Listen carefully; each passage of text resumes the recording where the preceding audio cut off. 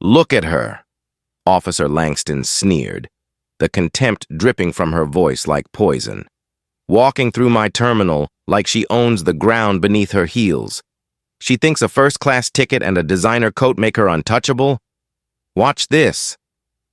Reichsip. That sound wasn't just paper tearing. It was the sound of the biggest mistake in the history of the department. They thought Kira Donovan was just another traveler they could bully into submission. They thought they could strip away her identity with a flick of a wrist. What they didn't know was that the phone call she was about to make wasn't to a lawyer. It was to the man who signed their paychecks, the state's top prosecutor, and he was about to bring a storm that would wash them all away. The wheels of the Gulfstream G650 touched down on the tarmac of O'Hare International with a gentle shudder, a stark contrast to the turbulence awaiting Kira Donovan inside the terminal. Kira unbuckled her seatbelt, the soft click echoing in the quiet cabin. She was exhausted. After a 2-week medical symposium in Zurich, where she had presented her latest research on neuroplasticity and post-traumatic recovery, all she wanted was the scent of her husband's cologne and a glass of aged Pinot Noir in the quiet sanctuary of their living room. She gathered her belongings, a vintage Hermes Birkin bag that had been a gift for her 10th wedding anniversary, and a carry-on containing sensitive patient files. She checked her reflection in the darkened window. Her skin, a deep, radiant mahogany, looked weary under the cabin lights, but her eyes were sharp. She smoothed the lapels of her cream-colored cashmere coat. Kira Donovan did not do sloppy, not even after an 8-hour flight. "Welcome home, Dr. Donovan," the flight attendant said with a warm smile as Kira stepped toward the exit. "Thank you, Sarah. Get some rest," Kira replied, her voice a melodic alto that commanded attention without ever raising in volume. As she navigated the jet bridge and entered the bustling ecosystem of the international terminal, Kira felt the familiar shift in atmosphere. The air here was recycled and thick with the anxiety of thousands of strangers. She moved with a purposeful stride, her heels clicking a steady rhythm on the polished terrazzo floor.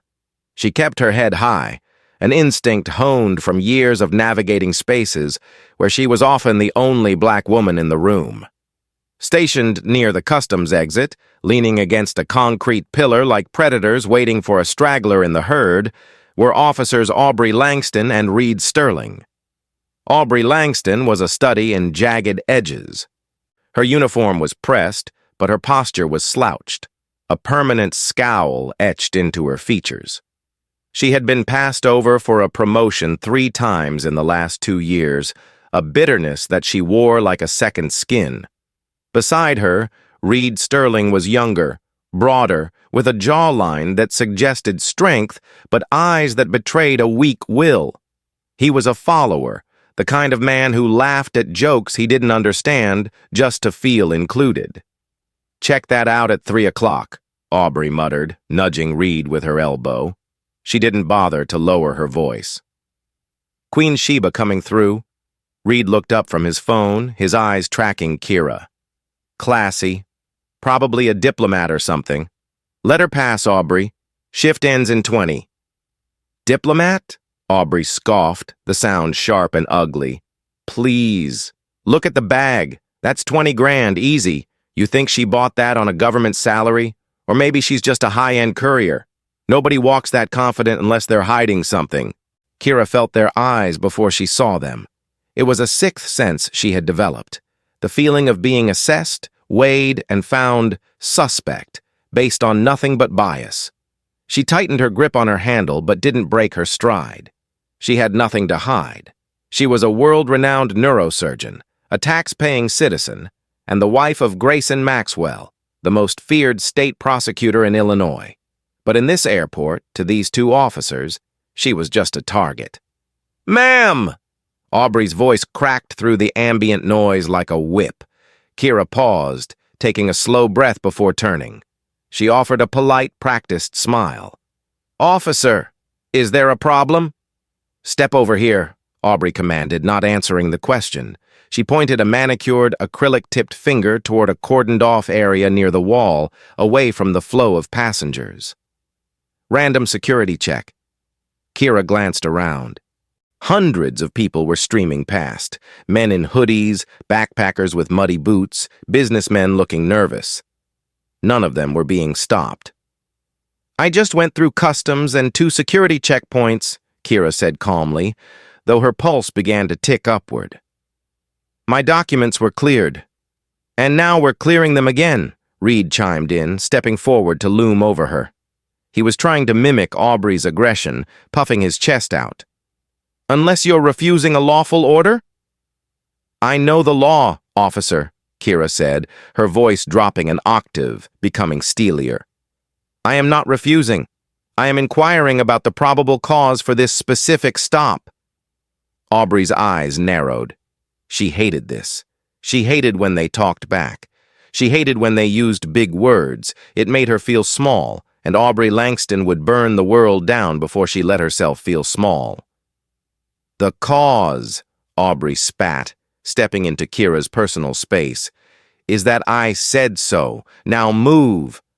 Kira held Aubrey's gaze for a second too long, a silent challenge that transferred the weight of her dignity onto the officer's shoulders. Then, with a graceful nod, she complied. She walked to the metal table, placing her expensive bag down with care. "Empty it," Aubrey ordered. "I will do no such thing," Kira said. "You are welcome to scan it, but these bags contain confidential patient files protected under HIPAA regulations. You cannot open them without a warrant." Aubrey froze. The mention of regulations was like a red rag to a bull. She glanced at Reed, who looked uncertain. "HIPAA doesn't apply to border security," Aubrey lied, though she wasn't entirely sure. She just wanted to win. "And if you don't open it, we'll open it for you. And we might not be as gentle with the zipper."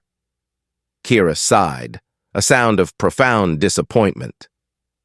"Officer, I am Dr. Kira Donovan. My husband is—" "I don't care if your husband is the ghost of Christmas past," Aubrey interrupted, grabbing the bag. "You're in my house now." The interrogation room was a claustrophobic box, painted a depressing shade of institutional beige. It smelled of stale coffee and fear. There were no windows, only a flickering fluorescent light that buzzed like a dying insect.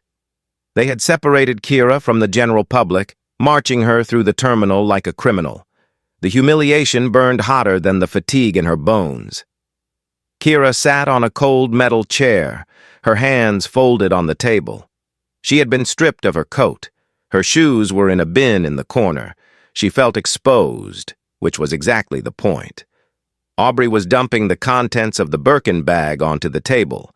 Items clattered loudly. A Mont Blanc pen, a leather-bound planner, a small velvet jewelry pouch, and a stethoscope. Aubrey picked up the stethoscope, dangling it mockingly. "A doctor," Aubrey deadpanned. "Let me guess. Online degree? Holistic medicine?" "Neurosurgeon," Kira corrected, her voice ice-cold. "Chief of surgery at Mercy General." Reed snorted from the corner, leaning against the doorframe. "Right. And I'm the Pope. You expect us to believe you cut brains open?" "I don't expect you to understand much of anything, Officer Sterling," Kira retorted, glancing at his name tag. "Given that you are currently violating the Fourth Amendment rights of a U.S. citizen despite having found zero contraband." Aubrey slammed her hand on the table, making the stethoscope jump. "Watch your mouth. We found suspicion. That's enough." "Suspicion of what? Flying while black?" Kira asked. The question hung in the air, heavy and undeniable. Aubrey's face turned a mottled shade of red. She rounded the table, leaning down until her face was inches from Kira's. "You think you're smart, don't you? You think because you dress nice and use big words, you're better than us?" "I think I am a tired woman who wants to go home to her family," Kira said, her voice wavering slightly for the first time. The adrenaline was wearing off, replaced by a creeping dread. These two weren't following protocol. They were hunting for sport. "Passport!" Aubrey demanded, holding out her hand. Kira hesitated. Her passport was her lifeline. Giving it up felt like surrendering her shield. But she had no choice. She reached into her inner pocket and slid the blue booklet across the table. Aubrey snatched it up. She flipped through the pages aggressively, bending the spine. She looked at the photo, a professional, stoic image of Kira, and then looked at the woman sitting before her. "This doesn't look like you," Aubrey muttered. "It was taken 3 years ago. I've changed my hair," Kira explained, her patience thinning to a singular thread. "No," Aubrey shook her head, a twisted smile forming. "The nose is different. The eyes... Nah, this is a fake, a high-quality fake, but a fake. That is a government-issued document." Kira stood up, her chair screeching against the floor. "You are out of your mind." "Sit down," Reed barked, his hand dropping to the taser on his belt. Kira froze, slowly lowering herself back down. Her heart was hammering against her ribs like a trapped bird. "Check the chip. Scan it. It will verify my identity instantly." "Machines malfunction," Aubrey said softly, her thumb rubbing against the page with Kira's photo. "But my eyes don't. You know what we do with fraudulent documents, Doctor?" "It is not fraudulent," Kira whispered, a cold knot forming in her stomach. She saw the intent in Aubrey's eyes. It was malicious. It was pure, unadulterated hate. Aubrey held the passport up with 2 hands. She made eye contact with Kira, a look of pure triumph on her face. "It looks damaged to me. Invalid." "Don't you dare," Kira warned, her voice trembling. "Do not do it." Aubrey didn't blink. With a sharp, violent jerk of her wrists, she tore the identification page out of the booklet. The sound was sickeningly loud in the small room, the sound of heavy paper and laminate giving way. "Rape!" Kira gasped, her hand flying to her mouth. It was an act of violence. It was a physical assault on her citizenship, her freedom, her very name. Aubrey dropped the torn page onto the table like it was trash. Then she tossed the mutilated booklet on top of it. "Oops," she said, her voice dripping with mock sympathy. "Looks like you can't travel or prove who you are. Now you're just a nobody with a bag you probably stole." Reed looked uncomfortable now. He shifted on his feet. "Aubrey, that was... Maybe we should just scan it now." "Shut up, Reed," Aubrey snapped. She turned back to Kira. "You're being detained for presenting false identification and resisting an officer. Let's see how much attitude you have in a holding cell." Kira stared at the torn passport. The shock was receding, replaced by a cold, hard rage. It was a clarity she usually reserved for the operating theater when a seemingly impossible bleed needed to be stopped. She looked up at Aubrey, her eyes dry and dangerous. "You have just ended your career," Kira said quietly. Aubrey laughed. "Honey, I am the law." "No," Kira replied. "You're the defendant." The holding cell was even worse than the interrogation room. It was a cage, plain and simple. Cinder block walls, a stainless steel toilet in the corner, and a bench bolted to the floor. They had taken her bag, her phone, and her dignity. But they had made a critical error. They hadn't checked her wrist. On Kira's left wrist sat a sleek, unassuming smart bangle. It looked like jewelry, a silver band with a small onyx face. It was a prototype gift from a tech CEO whose tumor she had successfully removed the year prior. It had independent cellular connectivity, separate from her phone. She waited until the heavy metal door slammed shut and the lock clicked. She waited until the footsteps of Officer Langston and Sterling faded down the hallway. Kira lifted her wrist to her lips. Her hands were shaking, but her voice was steady. "Call Grayson Mobile." The device hummed. Calling Grayson. 20 miles away, in the marble-clad halls of the Cook County Courthouse, Grayson Maxwell was in the middle of closing arguments for the biggest racketeering case of the decade. Grayson was a man carved from granite and charisma. 6'4", with shoulders that strained the fabric of his bespoke Tom Ford suit. He commanded the courtroom like a conductor leading an orchestra. He was known as the Hammer for a reason. He didn't just win cases. He dismantled the opposition until there was nothing left but dust. He was pacing in front of the jury box, his voice booming. "Ladies and gentlemen, the defense wants you to believe that this was a victimless crime. They want you to believe—" A subtle vibration buzzed against his chest, his internal phone. Grayson never kept his phone on during trial. Never. Unless it was the emergency line. The line only 3 people in the world had access to: the governor, the attorney general, and Kira. He faltered, just for a microsecond. The jury didn't notice, but the defense attorney narrowed his eyes. Grayson reached into his pocket, silencing the buzz, but then he felt the pattern. 3 short, 3 long, 3 short, SOS Kira. Grayson Maxwell, a man who respected the sanctity of the court above almost anything else, stopped speaking. He turned to the judge, the Honorable Justice Halloway. "Your Honor," Grayson said, his voice tight, "I require an immediate recess." "Mr. Maxwell, you are in the middle of closing," Judge Halloway said, peering over his spectacles. "Surely this can wait." "It involves my wife, Your Honor," Grayson said. He didn't ask. He stated, and the look in his eyes, a look of sheer, terrified fury, made the blood drain from the judge's face. 15 minutes, the judge banged the gavel. Grayson didn't walk out of the courtroom. He strode. He burst through the double doors, startling the bailiffs, and answered the phone before the door even swung shut. "Kira, are you okay?" "Grayson," her voice came through, tinny and small on the speaker, but he heard the tremor. He heard the fear she tried so hard to hide. "I'm at O'Hare, Terminal 5, holding cell B." Grayson stopped moving. The world around him, the bustling lawyers, the media cameras, froze. "Holding cell? Why? What happened?" "2 officers, Langston and Sterling. They profiled me, accused me of having a fake passport." She took a ragged breath. "Grayson, she tore it. She tore my passport in half and threw me in a cage." Grayson felt a physical blow to his chest.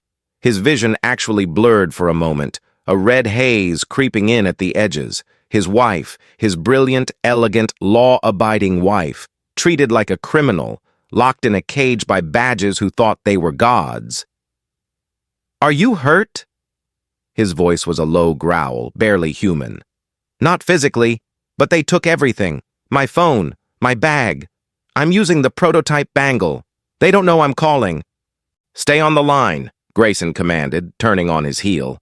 He saw his lead investigator, Damian Whitmore, standing by the water fountain. Grayson pointed at him, then pointed to the exit.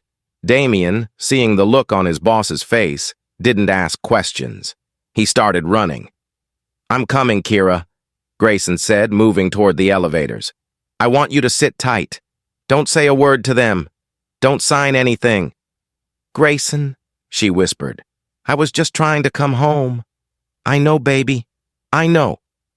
Grayson stepped into the elevator, jamming the button for the garage. "Listen to me closely.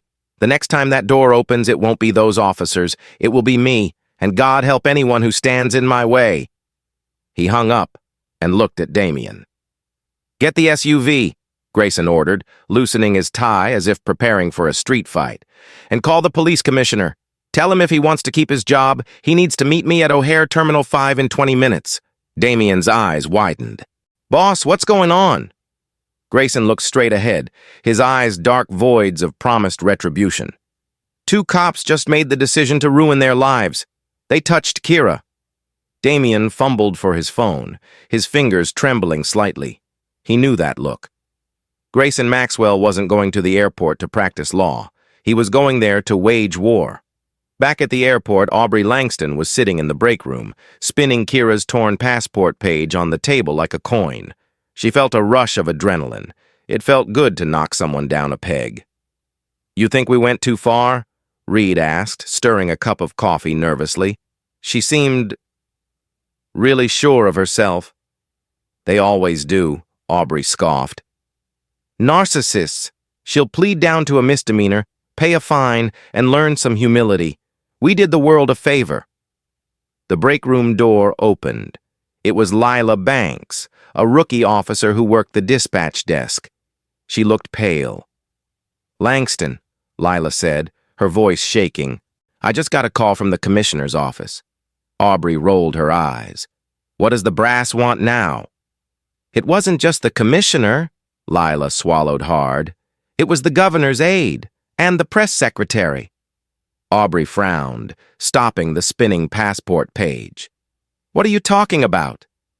Who do we have in holding? Lila asked, looking at the logbook in Aubrey's hand.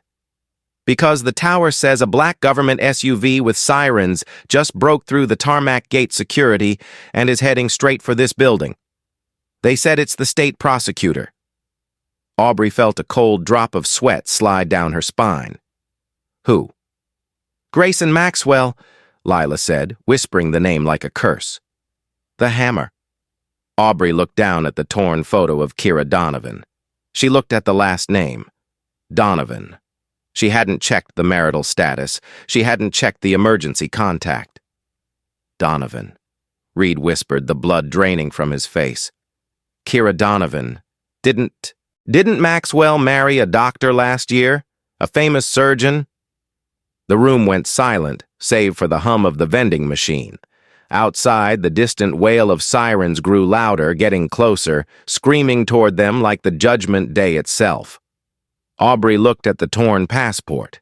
For the first time in her life, she realized that paper wasn't just paper. It was evidence. And she had just signed her own confession. The arrival of Grayson Maxwell at O'Hare International Airport was not a subtle affair. It was a geological event. The black government-issued SUV, flanked by two unmarked police interceptors that Damien had called in as favors, screeched to a halt at the curb of Terminal 5, ignoring the whistles of the traffic control officers. Before the wheels had even stopped rolling, the back door flew open. Grayson emerged, and the air around him seemed to ionize. He wasn't wearing his coat, despite the Chicago chill. His suit jacket was unbuttoned, his tie slightly askew, and his eyes were focused on the sliding glass doors of the terminal with the intensity of a laser targeting system. Damien Whitmore, a man who had seen combat in special ops, struggled to keep pace with his boss. Grayson, wait for the commissioner. He's 2 minutes out. If you go in there tearing heads off, it plays into their hands. I don't care about the optics, Damien, Grayson snarled, not breaking his stride as the automatic doors parted for him. They have my wife in a cage. Every second she sits there is a second I strip from their pensions. They swept through the terminal, a dark wave parting the sea of travelers. People stopped and stared. There was an aura of dangerous authority radiating from Grayson that made tourists instinctively step back and security guards hesitate to intervene. They reached the double doors marked Authorized Personnel Only, Customs and Border Protection. A young officer, barely 25, stepped in front of Grayson, hand resting tentatively on his holster. Sir, you can't be back here. This is a restricted... I am the state prosecutor.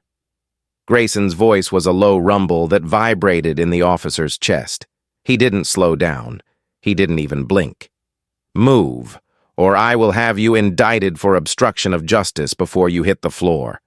The officer, seeing the absolute certainty of violence in Grayson's eyes, stepped aside, pale and shaking.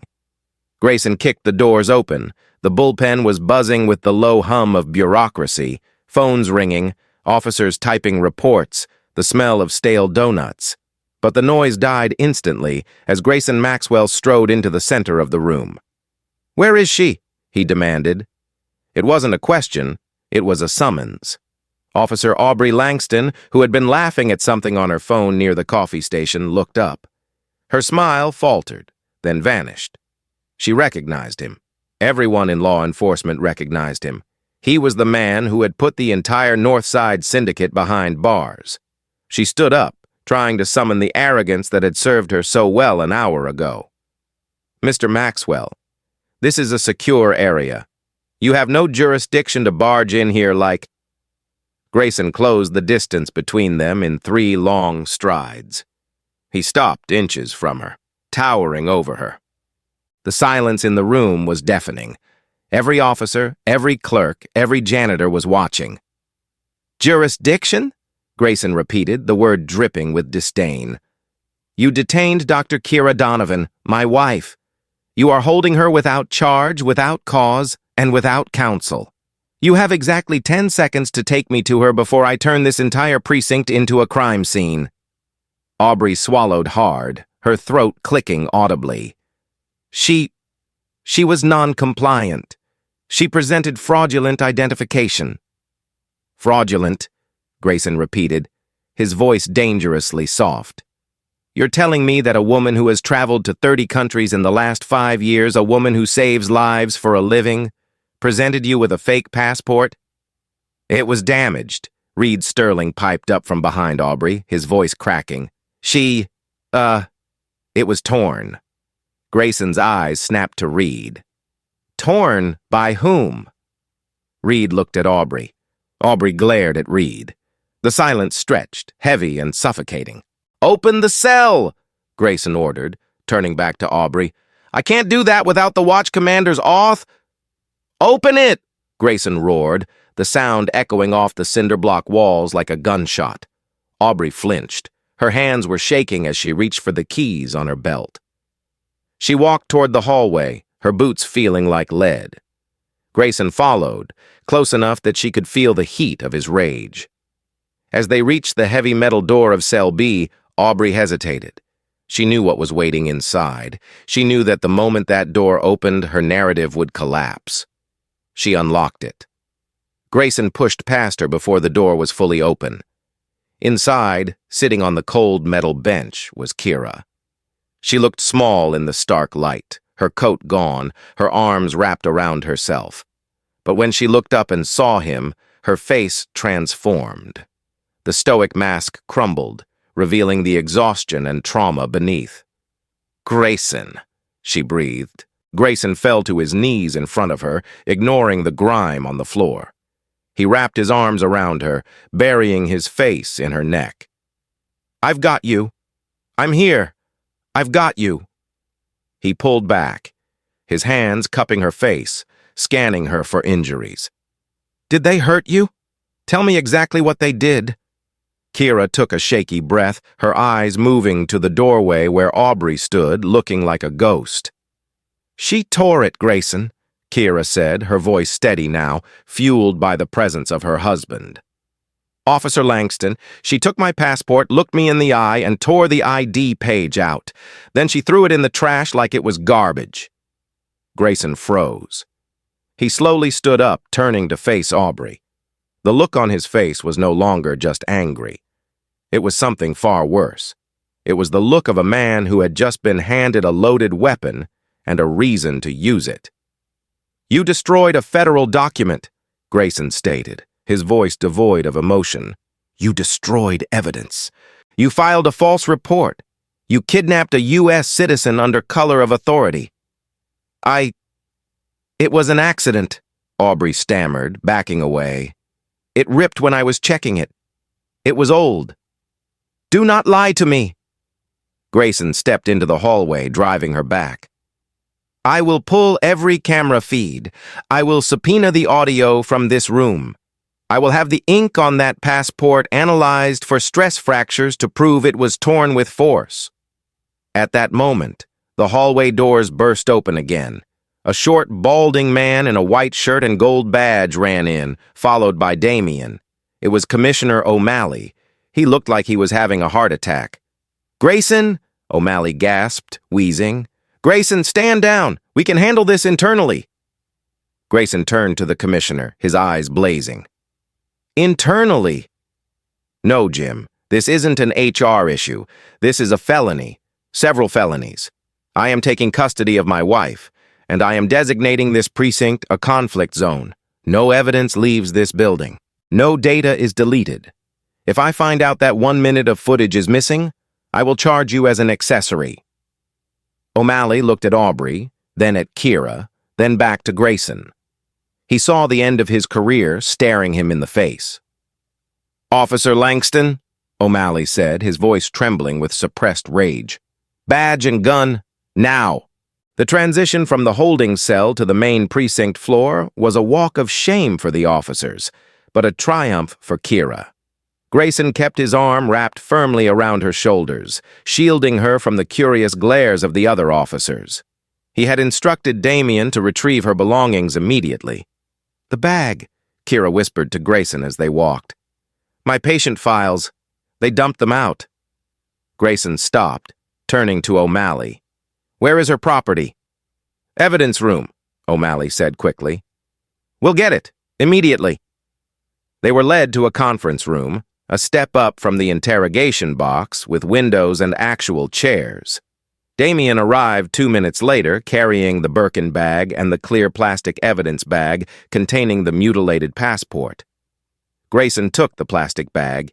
He held it up to the light. The tear was jagged, running right through the laminate, severing the chip and the photo. It was a violent, jagged rip. "Look at this, Jim," Grayson said, thrusting the bag toward the commissioner. "Does this look like wear and tear to you? This takes force, significant force." O'Malley wiped sweat from his forehead with a handkerchief. "It looks deliberate." "It was," Kira said, sitting at the table and taking a sip of the water Damien had provided. "She told me she was the law. She told me I was a nobody." Grayson's jaw tightened.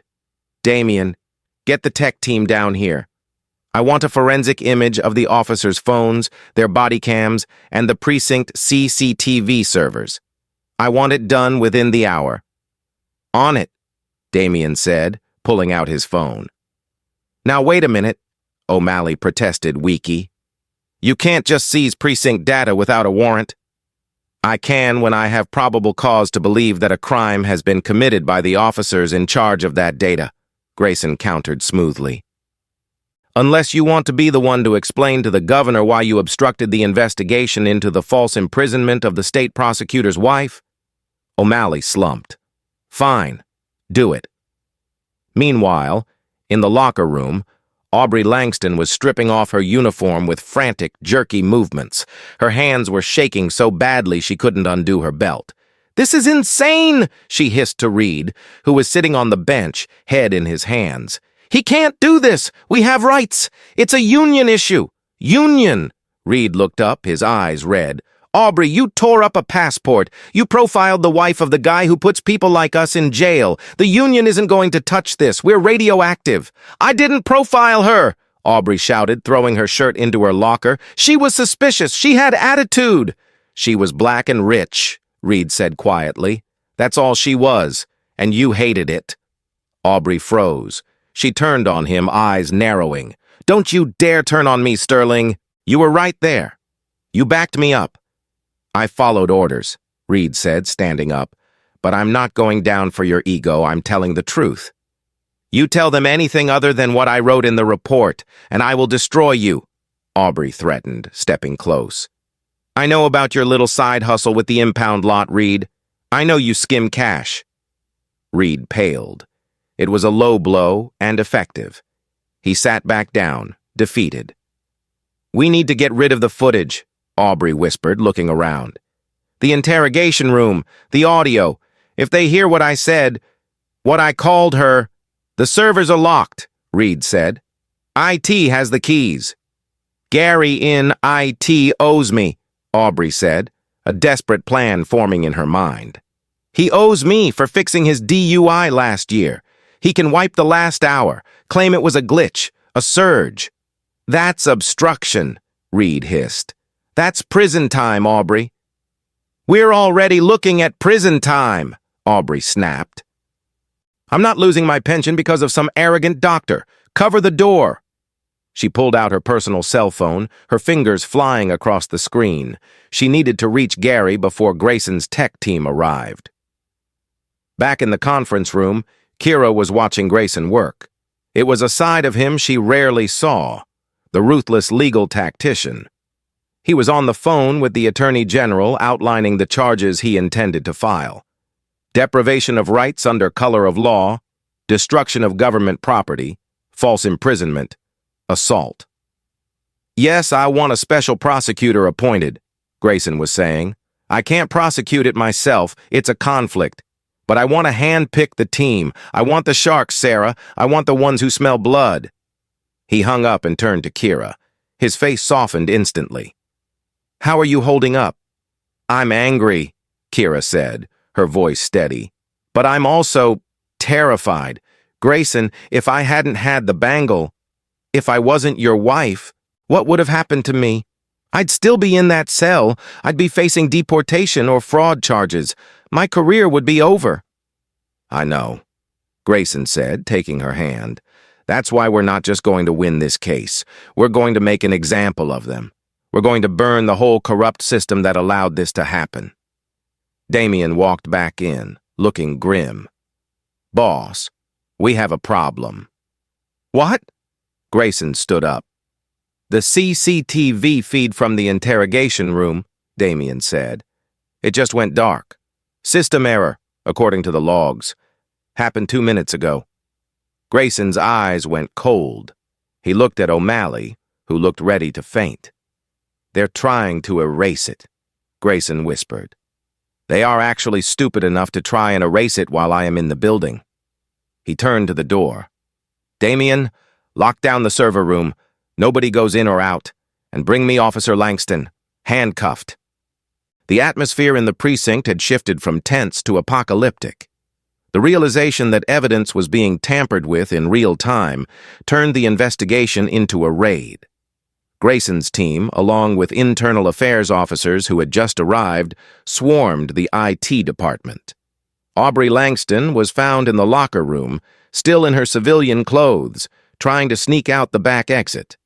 When Damien and 2 uniformed IA officers cornered her, she screamed that she was being harassed.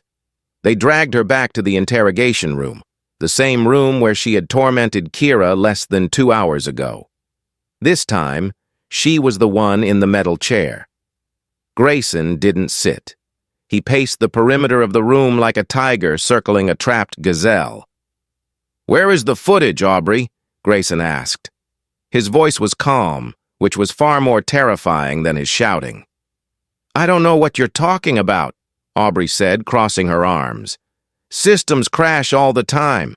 This place is held together with duct tape. A crash exactly 2 minutes after I requested the data?" Grayson stopped pacing. "That's a statistical impossibility. You called someone. We pulled your phone logs. A 3-minute call to Gary Polson in IT. Aubrey stayed silent. She knew they couldn't prove the content of the call. "It doesn't matter," Grayson said, leaning in, "because you made a mistake. A classic, arrogant mistake." He reached into his pocket and pulled out a small plastic bag. Inside was Kira's smart bangle. "You took her phone. You took her bag. But you didn't take this," Grayson said. "You thought it was just jewelry, a frantic fashion statement."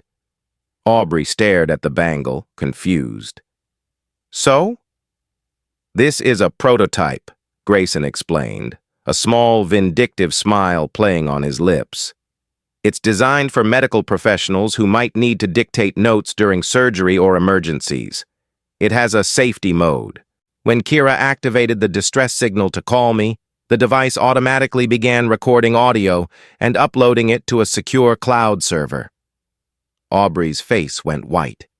The color drained from her skin so fast it looked like she might pass out. "We have it all, Aubrey," Grayson whispered. "Every word. Queen Sheba. Flying while black.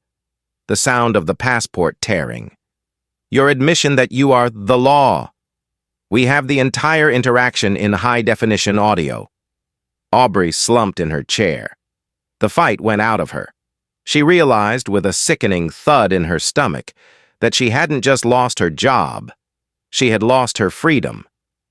"And here is the best part," Grayson continued, relentless. "Since you tried to delete the video footage, we now have you on obstruction of justice and tampering with evidence. Those are felonies that carry mandatory minimums. You aren't looking at probation, officer. You are looking at 5 to 10 years in federal prison."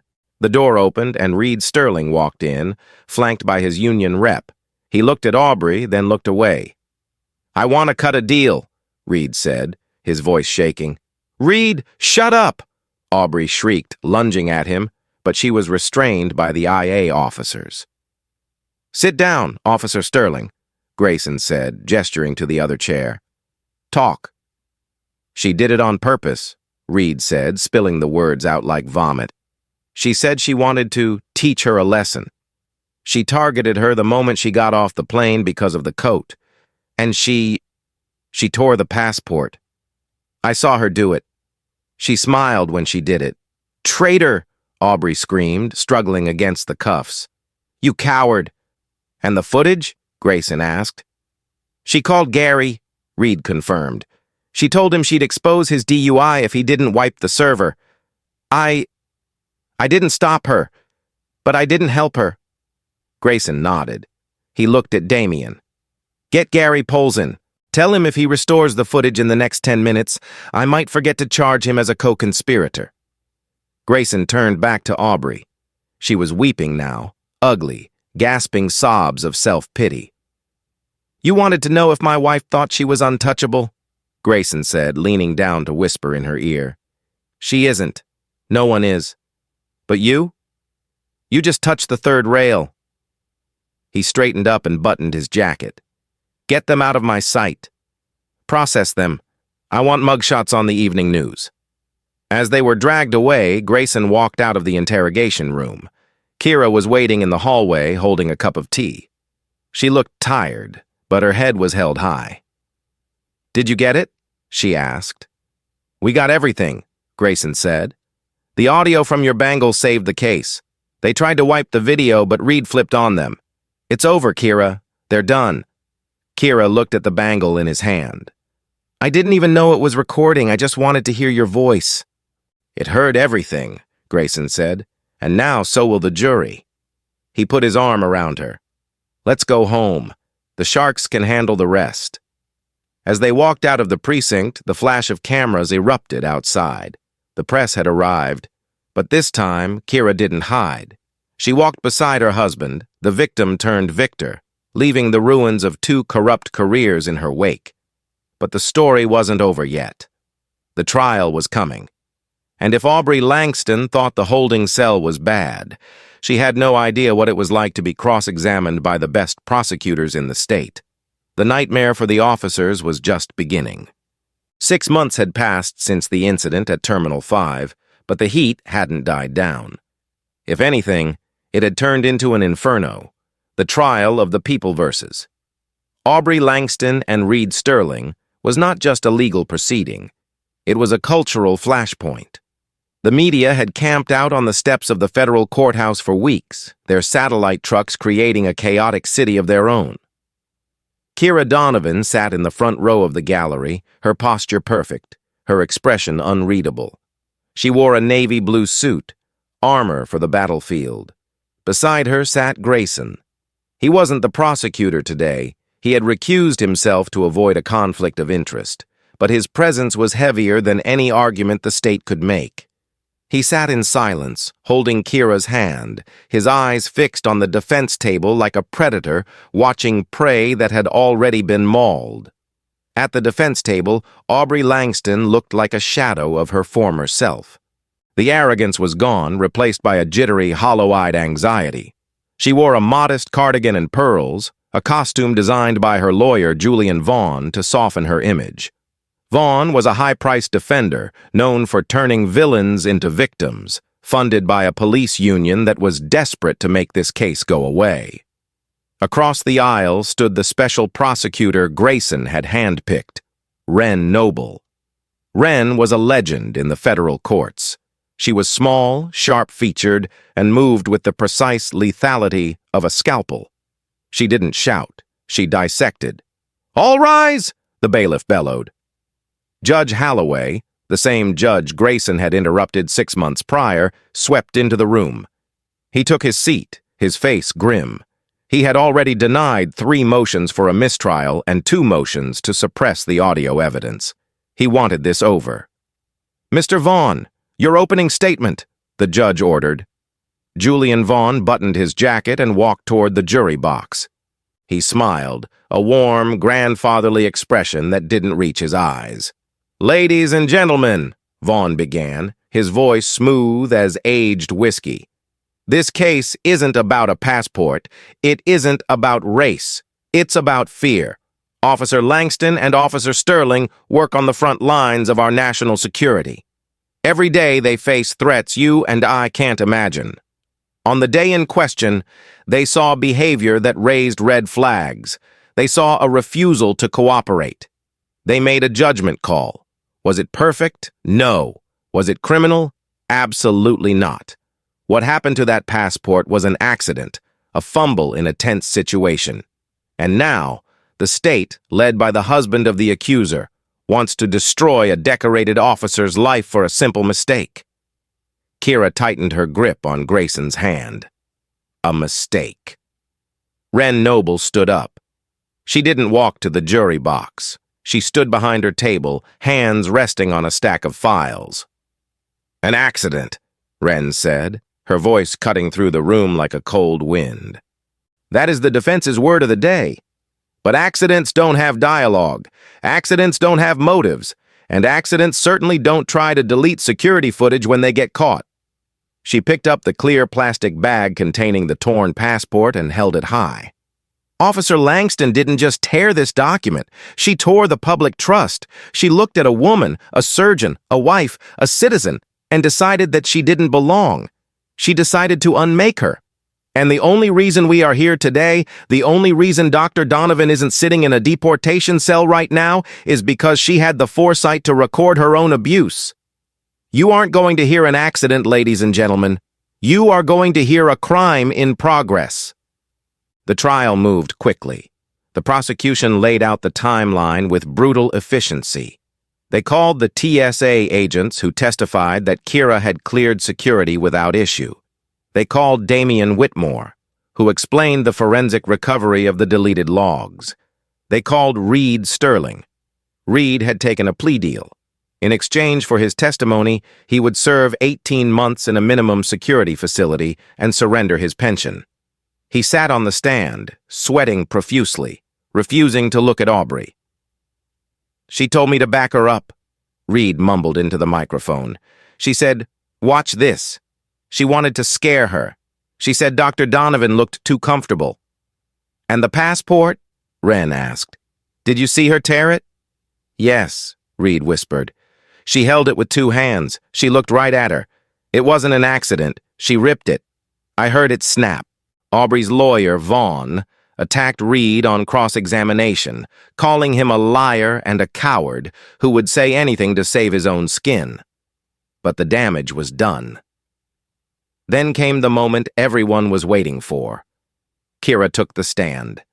She walked to the witness box with grace, swearing on the Bible with a firm voice. She answered Wren's questions clearly, recounting the humiliation, the fear, the feeling of helplessness. "Dr. Donovan," Vaughn said during cross-examination, trying to corner her. "You admit you were frustrated? You admit you talked back to the officer?" "I admit I asserted my rights," Kira corrected him calmly. "And this bangle?" Vaughn pointed to the photo of the device. "You activated it secretly. You were planning to entrap them, weren't you? You wanted a confrontation." "I wanted to go home," Kira said, her voice trembling slightly with suppressed emotion. "I activated it because I was afraid I would disappear into your system and never be heard from again. And considering what happened, I was right." Vaughn paused, realizing he was losing the room. No further questions. Wren stood up again. "Your Honor, the people moved to play Exhibit A. The audio recording recovered from the cloud server." "Proceed," Judge Holloway said. The courtroom fell into a deathly silence. The tech specialist pressed play. First there was static, then the ambient noise of the terminal. And then Aubrey Langston's voice filled the room, loud and clear. "Check that out at 3 o'clock. Queen Sheba coming through." The jurors shifted in their seats. Aubrey stared at the table, her face pale. "The cause is that I said so. Now move." "I don't care if your husband is the ghost of Christmas past. You're in my house now."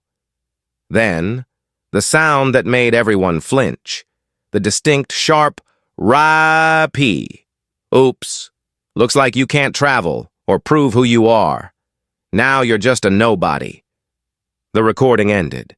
The silence that followed was suffocating. It wasn't just the words, it was the tone, the sheer, unadulterated malice in Aubrey's voice. It wasn't the voice of a scared cop. It was the voice of a bully enjoying her power. Wren let the silence hang for a full 10 seconds. She looked at the jury. She looked at Aubrey. The prosecution rests. Aubrey insisted on testifying. Vaughn tried to stop her, begging her to plead the fifth, but her ego wouldn't allow it. She believed she could talk her way out of it. She believed she was charming. It was a massacre. Wren Noble didn't just cross-examine her, she dismantled her psychology. "You called her Queen Sheba," Wren said, leaning on the podium. "Why?" "It was just a comment on her coat," Aubrey stammered. "She looked stuck up." "Stuck up," Wren repeated. "Because she was walking confidently? Because she had an expensive bag? Does a citizen need to look humble to avoid being arrested by you, Officer Langston?" "She was resisting," Aubrey snapped, her temper flaring. "She gave me attitude." "She gave you the Constitution," Wren shot back, "and you gave her a cage." "I am the victim here," Aubrey shouted, standing up, forgetting where she was. "I have served this city for 15 years, and because I tore one piece of paper, I'm the villain? She provoked me. She thinks she's better than us." The courtroom gasped. Aubrey froze, realizing what she had just said. She had just confirmed the prosecution's entire theory. It was never about security. It was about inferiority. It was about hate. "No further questions," Wren said, closing her binder. The jury deliberated for less than 3 hours. When they returned, they didn't look at the defense table. "Guilty," the foreman read, "on the count of deprivation of rights under color of law. Guilty on tampering with evidence. Guilty on obstruction of justice. Guilty on false imprisonment." Aubrey Langston didn't cry. She sat there, stunned, as if the world had turned upside down. She couldn't process that the system she had hidden behind for so long had finally turned its gears against her. Sentencing was set for 2 weeks later. The courtroom was packed again. This time, Grayson Maxwell stood up to speak. "Your Honor," Grayson said, his voice filling the room without a microphone, "we entrust officers with the power of life and death. We give them a gun and a badge and the authority to take our freedom. When that trust is violated, it is not just a crime against the individual, it is a crime against the state itself." Officer Langston didn't just tear a passport. She tried to tear apart the concept that we are all equal under the law. She showed no remorse, she showed no regret, she only showed that she was sorry she got caught. He looked at Aubrey, who was finally weeping, her head in her hands. "She wanted to teach my wife a lesson," Grayson said softly. "I believe the court should return the favor." Judge Holloway nodded. He looked at Aubrey over his spectacles. "Aubrey Langston, you have disgraced your uniform. You acted with malice, pettiness, and a staggering arrogance. You believed yourself to be above the law. Today, you will learn that you are beneath it." The gavel came down with a sound like a thunderclap.